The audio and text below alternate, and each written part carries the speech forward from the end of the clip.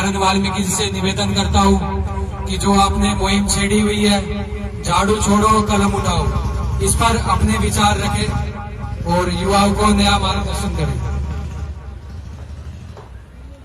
सभी साथियों को जय वाल्मीकि, जय भीम।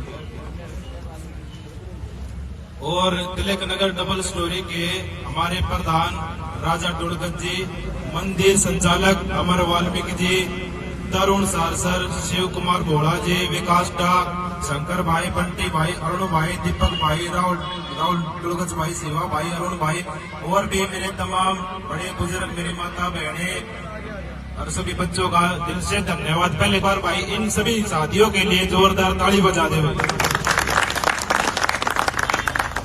तो शुरुआत करिए, झाड़ू छोड़ो कलम पकड़ो।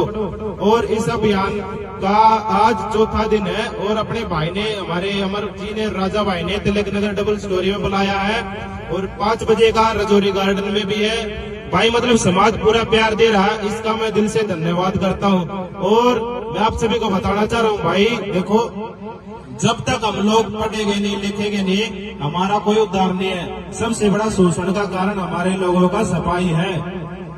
देखो आप सभी ने देखा होगा, एक जो बाढ़ आ गई थी, एक वीडियो वायरल हुई थी, एक बहुत ही लो क्वालिटी की लेडीज थी, वो हमारे वाल्मीकि भाई जो खाना बांट रहे थे, वो नहीं थी भंगियों का हाथ का खाना खाएंगे। मतलब देख लो, मतलब इतनी लो क्वालिटी की लेडीज, उनके भी दिमाग में ये भरा पड़ा है कि भंगियों का हाथ का नहीं खाना। मेन कारण है क्योंकि उनके दिमाग में ये भर दिया भाई सफाई कर्मचारी है, नाले साफ करने वाले हैं। और देखो हमारे जो प्यारे प्यारे बच्चे आज पैदा हो रहे हैं, आज के टाइम में हम इतने कमजोर नहीं है कि हम अपने बच्चों को नहीं पढ़ा सकते। भाई गलत तो नहीं कह रहा, बताओ। और सबसे बड़े दुश्मन हम हैं, अपने बच्चों को नहीं पढ़ाएंगे। कल को वे नाली साफ करेंगे, झाड़ू मारेंगे तो वे हमारे को गाली देंगे। अगर हमारे माँ बाप हमें पढ़ा देते तो हम भी अफसर बनते, कलम चलाते हैं। देखो भाई, मैं भी एक सफाई कर्मचारी का बेटा हूँ, मेरे पिताजी भी सफाई का ही काम करते हैं, मगर उन्होंने मेरे को पढ़ाया लिखाया, मैं शिक्षित बना और मैंने अपनी सोच बदली। मैंने अपने महापुरुषों को पढ़ा, अपने बाबा साहब को पढ़ा, और जब मैंने देखा यार हमारे तो भगवान वाल्मीकि जी के हाथ में भी कलम है, हमारे बाबा साहब के हाथ में कलम है, तो झाड़ू किसने दी भाई हमारे हाथ में? हमारे महापुरुषों के किसी के भी योद्धा के हाथ में भाई झाड़ू नहीं है।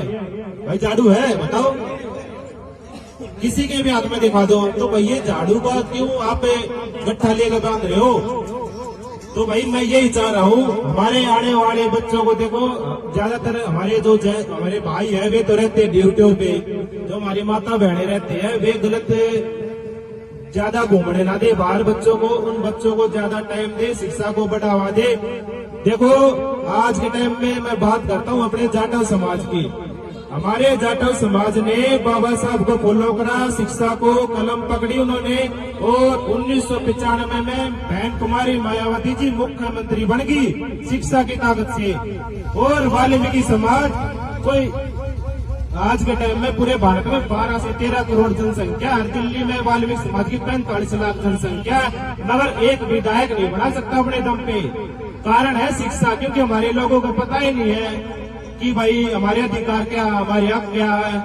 क्योंकि हमारे लोग लक्ष्य के टाइम में बिक जाते हैं, पुगों में वोट दे देते, वोट की ताकत को नहीं समझते।